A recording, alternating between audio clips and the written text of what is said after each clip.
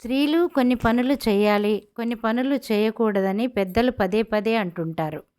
ఎందుకు? అది ఒక్కసారి ఆలోచిద్దాం. నిజానికి మూఢనమ్మకాలు అనుకుంటాం.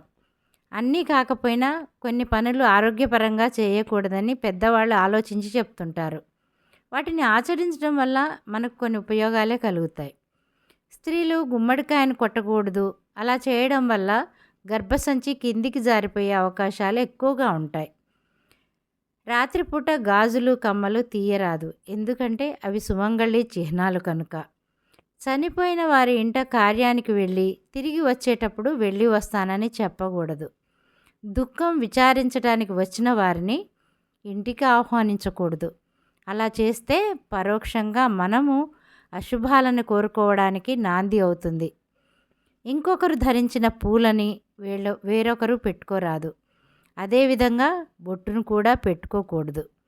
పెళ్ళి అయిన స్త్రీలు నలుపు రంగు వస్తువులు, బట్టలు ధరించకూడదు.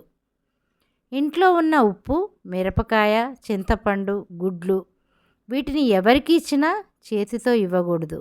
కింద పెట్టండి, వాళ్ళే తీసుకుంటారు.